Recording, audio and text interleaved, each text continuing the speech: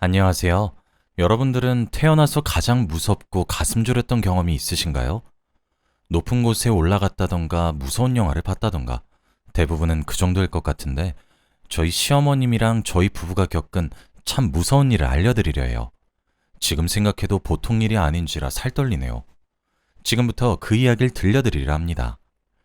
남편에게 듣기로 저희 시어머니는 참 평탄치 않은 삶을 살아왔다고 해요. 고향이었던 작은 어촌 마을에서 나고 자라 자연스럽게 배 타는 사람을 만나서 결혼하게 되었다고 했습니다. 그리고 시아버님과의 사이에서 저희 남편과 그 누나인 제 시누이를 낳으셨어요. 하지만 제 남편이 태어나고 얼마 있지 않아 시아버님이 고기를 잡으러 타고 나간 배가 풍랑에 완전히 박살났고 그 이후로 시아버님도 바다에서 돌아오지 못하셨다고 합니다. 하염없이 지아비를 기다리던 시아버님은 이대로 죽을 순 없다며 자기라도 아이들과 함께 살아나가야 한다 생각해서 그때 어려움을 무릅쓰고 큰 도시인 부산으로 오셨다고 합니다. 처음 부산에 오셔서 허름한 국수집을 여셨어요. 젊은 나이에 배운 건 없고 아는 것도 없는 시어머님이 그나마 할 수 있는 거라고는 식당을 여는 것밖에 없었다고 하더군요.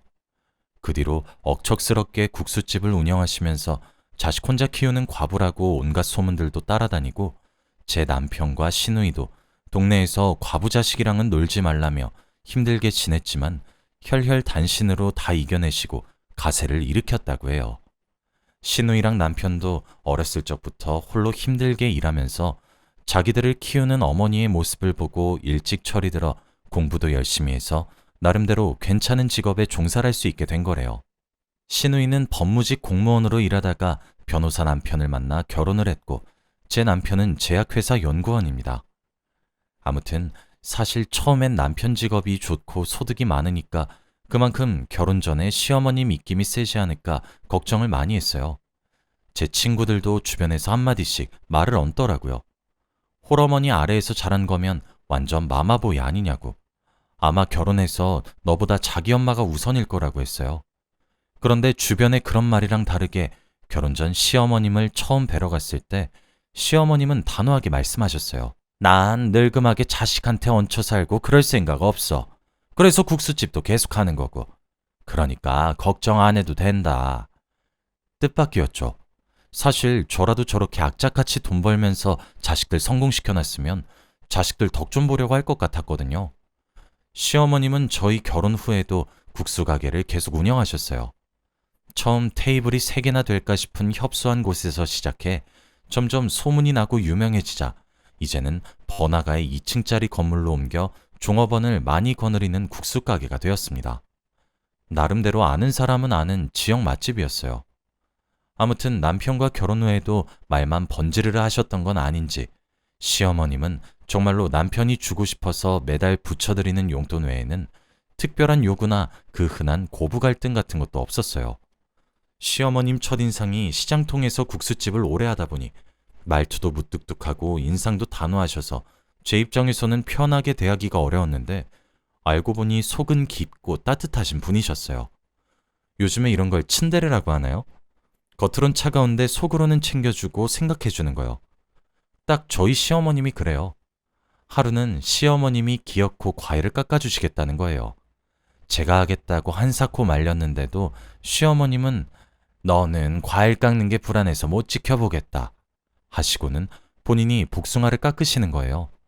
그러다가 TV 보던 남편이 예쁘게 깎여진 첫 조각을 먹으려고 손을 들이미는데 시어머님께서 손을 찰싹 치시고는 얘가? 이건 새아가 거야 말씀하시는 거예요. 그런 뒤에 손수 입에 넣어주시는데 솔직히 조금 놀라기도 하고 감동도 받았어요. 어머님이 대놓고 말씀은 안 하시지만 늘 저를 생각하고 계시구나 알게 된 일이었어요. 제가 너무 앉아만 있는 건 아닌가 해서 일어나서 일감을 찾으려고 부엌을 배회하면 또 시어머니께서는 왜 이렇게 똥 마려운 강아지 마냥 이리 갔다 저리 갔다 해. 할 거 없다 새아가. 앉아서 쉬어. 곱게 자란 남의 딸 일 시키면 사돈댁이 욕해. 하시면서 남편을 불러서 저기 쌓여있는 설거지나 하라고 시키세요. 그럼 남편은 또 군말 없이 가서는 척척 해내죠. 아무튼 시어머니도 아닌 척 하시지만 다정하시고 남편도 이런 집안 분위기에 적응해서 살다 보니 굳은 일이 있으면 그냥 자기가 알아서 하려고 하지 저 안 시키더라고요.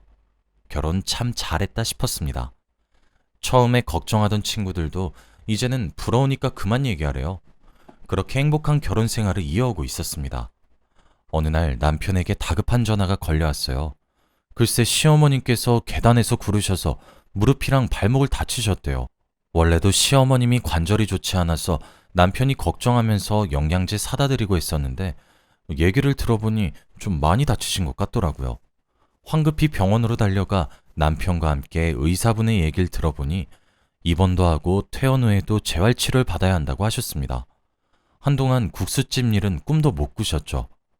간병인도 붙여드리고 혹여나 시어머님이 심심해하지 않게 남편이랑 제가 번갈아 가면서 병문안을 가서 얼굴도 비추고 그랬습니다. 사실 시어머님이 다치신 건 정말 슬픈 일이지만 내심 시어머님이 이렇게라도 일을 잠시 쉬게 돼서 다행이라고 생각했어요. 시어머님은 국수집에 대한 열정이 대단해서 명절 당일 같은 경우를 제외하고는 매일을 빠짐없이 일하셨거든요. 제가 어머님, 이제 연세도 있으신데 조금 쉬엄쉬엄 하세요. 라고 말하면 시어머님께서는 그동안 매일 이것만 해왔는데 이거 안 하면 내가 하루에 뭘 하면서 시간을 보내. 난 할 줄 아는 게 국수 마는 거밖에 없어. 하셨어요. 그래서 그런지 시어머님은 입원 중에도 계속 국수 가게 걱정을 하시는 것 같았죠. 자기가 문을 안 열면 매일같이 찾아오시는 단골분들도 식사할 곳이 없어지지 않느냐면서 단골 손님을 생각해서라도 문을 열어야 하는데 라고 하셨죠. 그래서 제가 차라리 매니저를 아예 고용하시는 게 어떻겠냐고 말씀드렸어요. 요즘은 다른 식당들도 전부 이런 식으로 운영한다고. 어차피 어머님이 회복하시면서 문 못 여시는 기간 동안 단골 손님들이 그냥 돌아가시는 것보다 매니저라도 고용하셔서 대신 운영하는 건 어떻겠냐고요. 새로 고용한 매니저 월급만 빼면 수입도 계속 지킬 거니 괜찮을 거라고 설득해봤는데 시어머님도 고민하시다가 승낙하셨어요. 그래서 시어머님이 입원하는 동안에도 국수집은 열 수 있었습니다. 시어머님도 본인이 일하지 못하는 건 조금 아쉽지만 내심 일을 하러 나가지 않아도 매달 통장의 수입이 딱딱 찍히니 싫지 않아 하시는 눈치였죠. 그러다가 퇴원 시기를 앞두고 제게 말씀하시더라고요. 내가 무식해서 그동안 악착같이 돈 벌어야 한다는 생각에 빠져 있었는데 잠시 쉬는 동안 얼마나 편하고 좋았는지. 너무 미련했어. 돈만 벌면 인생 어떻게든 되는 줄 알았는데 막상 이렇게 살다 보니 일만 하다 죽으면 내 인생 무슨 의미가 있나 싶더구나. 그 강인하신 분이 눈가에 눈물도 비치시면서 말씀하시는데 저도 마음이 쓰였어요. 남편으로부터 시어머님이 얼마나 힘들게 살아오셨는지 전부 들었으니까요. 어머니, 앞으로 국수집은 다른 사람한테 맡기고 어머님은 저랑 이것저것 많이 하고 놀러 다니기도 하고 그래요. 라고 웃으면서 말하니 시어머님께서 제 손을 한번 힘줘서 꽉 잡고 고맙다 한마디 하시더군요. 시어머님이랑 정말로 친가족이 된 것 같은 기분도 들었어요. 그리고 재활 때문에 아픈 관절로 병원에 자주 왔다 갔다 하셔야 하는 시어머니를 생각해 남편과 상의 끝에 시어머님과 합가하기로 했습니다. 시어머님이 처음에 저희 생각을 듣고는 합가라니 무슨 소리냐며 자기는 분명 니들 결혼할 때 얹혀 살 맘 없다고 말했다 하시더라고요. 그래서 제가 괜찮다고 어차피 남편이랑 저도 나이 드신 어머님 혼자 지내게 하는 거 계속 신경 쓰였다고 지금은 관절도 안 좋으신데 혹시라도 무슨 일 생기면 저희가 죄책감 들 것 같다고 말씀드렸더니 시어머니도 결국 두 손 두 발 다 드셨습니다. 그렇게 저희 부부와 시어머님은 살림을 합치게 되었어요. 아무래도 시어머님과 한 집에 같이 살게 되는 거라 혹시나 책 잡힐 일 있을까 집안일에 더 신경 썼지만 시어머님은 거의 간섭하지 않으셨죠. 오히려 자기 기준에 충족되지 않으면 별말 없이 본인이 도맡아서 하는 편이었죠. 이런 모습을 보고 있자니 남편이 시어머님을 쏙 빼닮았구나 싶었습니다. 병원에서 하는 재활치료가 끝나고 시어머님이 집에 계시는 시간이 늘어나자 따로 말씀은 없으셨지만 심심해하시는 게 보이더라고요. 시어머님 모셔놓고 계속 TV만 보게 하는 것도 아니다 싶어서 시어머님께 수영센터 강습을 끊어드렸어요. 전에 퇴원할 때 의사분께서도 관절에는 수영이 좋다고 말씀하시던 게 기억이 나기도 했고 수영하시는 분들 중에는 시어머님 나이대인 사람들도 많으니 친구분들도 사귈 겸 어머니가 다시 활길 찾으셨으면 했거든요. 시어머님은 또 뭐 이런 걸 다 끝내면서 손살을 치셨지만 제가 수영복이랑 수모, 수경까지 새로 사다 드리고 하니 나름대로 좋아하시는 것 같았어요. 직장 때문에 제가 함께 다닐 수가 없어서 처음엔 시어머님을 혼자 보내고 혹시나 적응 못하실까 운동 배워보시는 거 처음이라 했는데 잘하실까 걱정했지만 막상 시어머님은 한번 다녀온 후로 물속에서 노는 거에 재미를 느끼셨는지 그 뒤로는 하루도 빠짐없이 수영을 배우러 다니시더라고요. 같이 강습받으시는 분들 중에 몇몇 분과 친해지기도 하신 건지 수영하고 함께 식사하고 올 거니 늦을 거라고 연락을 넣으시는 일도 잦아졌습니다. 어머니가 이제야 나름대로 인생을 즐기시며 사시는 것 같아 제가 다 기뻤죠. 언젠가부터는 시어머님이 방에서 화기애애한 목소리로 누군가랑 오랫동안 통화하시는 거예요. 아무리 친한 친구여도 저렇게 밝은 목소리는 분명 이성이다. 촉이 왔어요. 혹시 시어머님께 남자라도 생긴 건가 싶었죠. 제가 통화 중에 방문을 열고 들어가면 후다닥 전화를 끊고 당황하시는 게 눈에 보였거든요. 그러다 하루는 시어머님과 오랜만에 장을 보러 갔는데 저 멀리서 걸어오는 어떤 중년 남성분이 시어머님께 인사하시는 거예요. 시어머님이 화들짝 놀라서 조심스럽게 인사하는 걸 보고 아, 저분이구나 싶었습니다. 생각보다 젊어 보이기도 했고 옷도 멀끔하게 잘 차려입으신 걸 봐서 그런지 시어머님이 좋아하실 만하다 생각했어요. 그분이 가시고 제가 슬쩍 말했어요. 어머니, 저분이에요? 아니, 뭐가? 요즘 계속 통화하시는 분이요. 아이, 그런 셈이지. 어머님이 무슨 사춘기 소녀 마냥 얼굴이 붉어지시서는 아닌 척 하는데 너무 귀여우시더라고요. 그래서 또 제가 인상도 좋으시고 어머님이랑도 잘 어울리시는 것 같아요. 하니 시어머니는 당황하셔서 제게 얘는 무슨 말을 그렇게 해? 하시면서 창피하신지 저를 두고 급하게 마트 안으로 들어가 버리시더라고요. 그런 일이 무색하게 시어머님은 이미 들킨 거 숨겨봤자 소용없다 싶었는지 그 후론 그냥 대놓고 말씀하셨어요.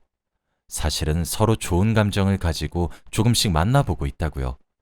이게 무슨 주책이냐며 너희한테 부끄럽다 하시는데 제가 아니라고 어머님 이렇게 온전하게 자기 삶 즐기는 거 보니 좋다고 안심시켜드렸습니다. 그렇게 무뚝뚝 하시던 어머님도 사랑을 하시니 자기도 모르게 콧노래를 부르기도 하시고 아이처럼 해맑게 웃으시는 일도 잦아지셨죠.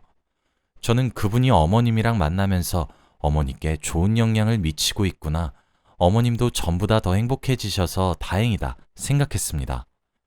그렇게 시간이 지나고 어느 날 시어머님께서 저녁 식사 자리에서 폭탄 선언을 하셨어요. 얘들아, 나 그 사람이랑 함께 살련다. 평온하게 밥 먹던 저랑 남편은 깜짝 놀랐죠. 만남을 이어가시는 건 좋았지만 아예 살림을 합치실 거라고는 생각도 못했거든요. 저희가 당황한 눈으로 보니까 말을 이으시더라고요. 나도 그동안 홀몸으로 자식 키우고 하느라 많이 늙었지만 늦게나마 사랑하는 사람 만나서 둘이서 같이 살아보려고 한다. 나도 마지막에는 나 원하는 대로 좀 살고 싶구나. 어머님이 그렇게까지 말씀하시니 저와 남편은 할 말이 없어졌어요. 그날 밤 남편이랑 얘기를 해보니 남편도 무작정 반대하는 건 아니더라고요. 시어머님을 걱정하는 마음이 크다 보니 솔직히 불안하다고요. 그래서 자기도 직접 만나봐야겠다 싶어서 식사 자리를 마련했어요. 이런저런 얘기를 나누다 알게 된 사실인데 알고 보니 그분은 시어머님보다 15살 어리시더라고요. 젊어 보인 게 단순히 그런 게 아니라 그냥 진짜로 젊은 편이셨던 거예요. 아내와는 사별한 지 오래됐고 자식도 없이 그 후로 저희 어머님처럼 쭉 혼자 사셨대요. 말씀을 오래 나누다 보니 정말 좋으신 분인 게 느껴졌어요. 가슴속 깊이 저희 시어머님을 많이 사랑하고 아끼고 계시구나 다 느껴질 정도였죠. 남편도 똑같이 느꼈나 봐요. 식사 자리가 파하고 저에게 슬며시 말하더라고요. 두 분이 서로 저렇게 좋아하시는 거면 아무리 자식이어도 반대할 자격은 없을 것 같아 하고요. 그렇게 시어머님과 그분은 따로 살림을 차리게 되었습니다. 시어머님이 계시다가 사라졌다고 어쩐지 집안이 또 쓸쓸해 보였어요. 그래도 두 분이서 서로 잘 살길 바라는 마음이 더 컸습니다. 가끔씩 보고 싶을 때면 연락이나 전화도 했고, 그때쯤 저랑 남편도 직장 때문에 바빠져서 이리저리 정신 없었습니다. 무소식이 희소식이겠거니 했습니다. 시어머님도 원래 성격은 무뚝뚝하시다 보니 저희가 먼저 연락하는 게 아니면 먼저 연락을 거시지 않으셨어요.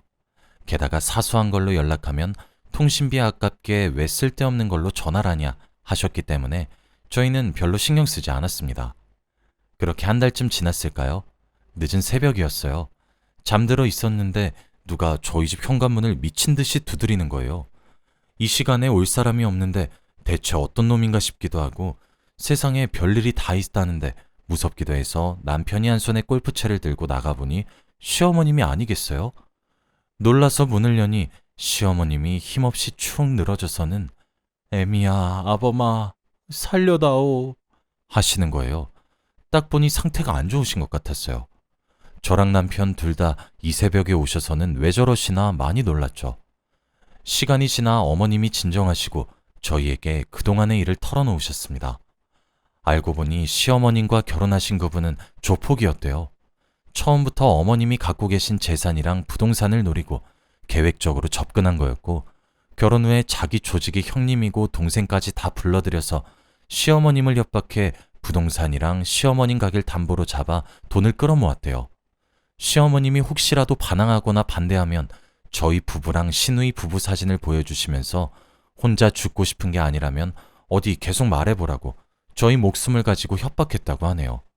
그동안 계속 감시당해서 너희에게 연락도 못하고 밖에도 못 나가다가 오늘은 무슨 패싸움이 있는 건지 외국 놈들이랑 무슨 거래를 한댔는지 항구로 나갔다면서요. 그래서 그 사이에 목숨을 걸고 몰래 도망쳐 나왔다고 해요. 시어머님이 자기가 배운 게 없어서 그놈들이 무슨 영어로 된 뭘 팔러 나간다고 하던데 잘 모르겠다면서 무식해서 미안하다고 하시더라고요. 콜라 이름 비슷한 뭐였는데 도저히 모르겠어. 무식이 죄다 죄. 미안하구나. 그 얘기를 듣더니 남편이 얼굴이 사색이 되어서는 당장 경찰에 신고해야 한다며 전화기를 들더라고요.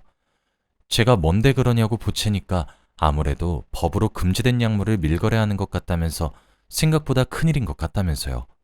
자기 친구 중에 강력계 팀 반장이 있으니까 빨리 신고해야 할 것 같다고요. 금지된 약물이란 얘기에 저와 시어머님도 소름이 돋아 그대로 굳어 있었어요. 남편의 빠른 신고 덕에 특수반이 출동했고 저희 어머님 얘기를 듣고는 혹시 모르니 형사를 몇 명 보내서 지키겠다는 소리까지 듣고서야 조금 안심할 수 있었습니다.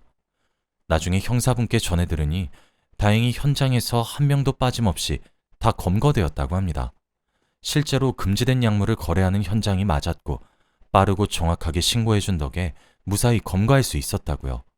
보통 중죄가 아닌데다가 다들 조직폭력배라 초범이 아니라 그런지 감옥에서 오래오래 썩다가 나올 거니 걱정 말라고 해주셨어요. 시어머님은 그 소리를 듣고 나서야 이제야 마음이 편해졌다는 듯 작게 한숨을 내쉬셨습니다. 그리고 우시면서 말씀하시더라고요. 내가 참 주책이었어. 이렇게 가슴 떨리는 게 언젠가 싶어서 나도 모르게 빠져들었는데 그런 놈이었을 줄이야. 얘들아, 너희에게도 쓸데없이 걱정 끼쳐서 미안하구나. 어머니야말로 협박당하시고 많이 무서우셨을 텐데 시어머님이 자책하시는 걸 보니 제 마음이 더 아파왔어요. 아니라고 시어머님 덕에 그런 놈들도 잡고 경찰분들은 고마워하신다고 비록 상처 입으셨지만 저희랑 즐겁게 여생 보내면서 지워가면 된다고 두 손 꼭 잡아드리며 말씀하시니 저를 안고 엉엉 우셨습니다. 시간이 지나 시어머님은 예전처럼 활기를 되찾으셨어요. 저랑 맛있는 것도 먹으러 다니고 공기 좋은 곳에 바람 쐬러 가볍게 여행도 다녀오고 그렇게 마음 편히 인생 즐기면서 사세요. 상처는 누구나 입지만 어떻게 하느냐에 따라서 빨리 낫기도 곪기도 하는 것 같아요. 시어머님은 빠르게 회복하시고 훌훌 털어내셔서 다행입니다. 여러분들도 여러분만의 상처가 있다면 빨리 아물어서 행복을 되찾으시길 바랄게요. 사연 들어주신 모두들 감사합니다.